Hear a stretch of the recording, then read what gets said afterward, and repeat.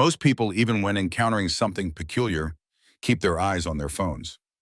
But when one Oklahoma man set out on a walk through his normal stomping grounds, an odd figure caught his eye.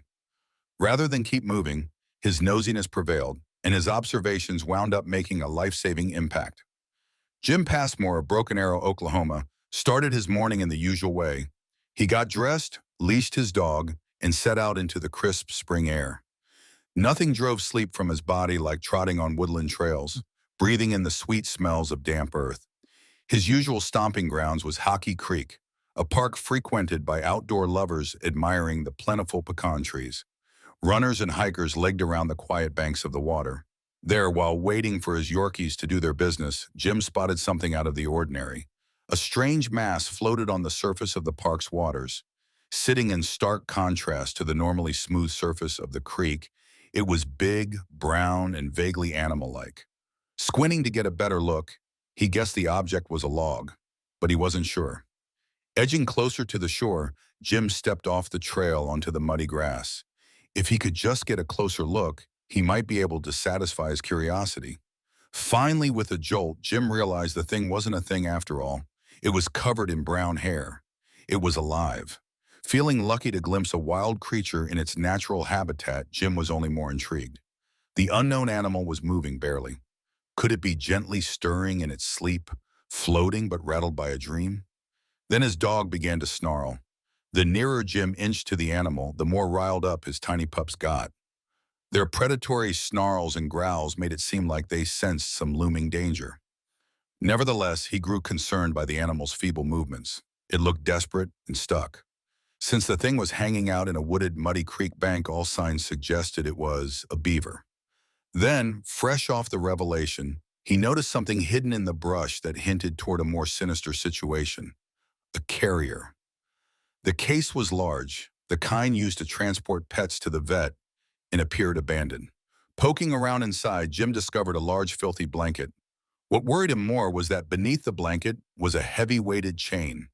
Standing there, Jim tried to piece together what was going on. Obviously, someone had discarded the carriage. Judging by the haphazard scene, the dirty blanket, the chain, the bitten and mangled cage, a cruel individual had dumped a helpless creature in the wild. Someone, Jim thought, intended to harm the animal, but it escaped. While understanding washed over him, a rustling in the woods got his attention.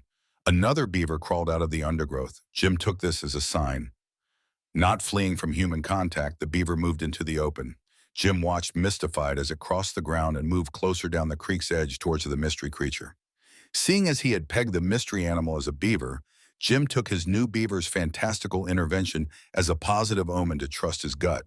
He approached this beaver, creeping the final few feet towards the floating animal. The other animal stirred weakly, trapped in the muddy suction of the water.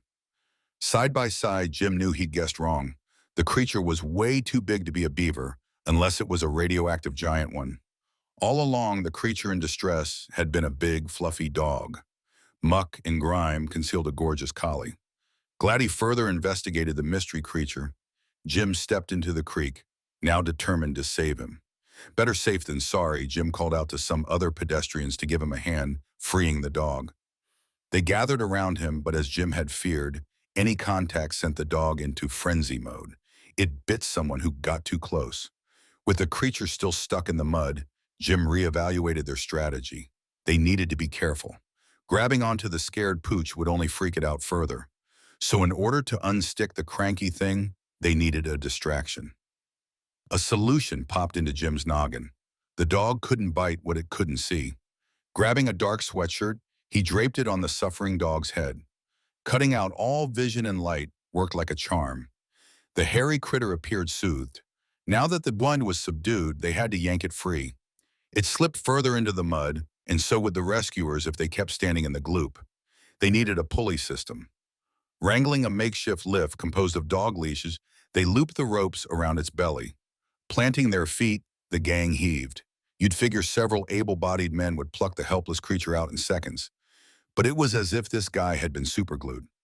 Finally, after one high-stakes game of tug-of-war, the dog slipped free. Elated, Jim pulled back the covering and wiped away the mud to reveal the dog's face.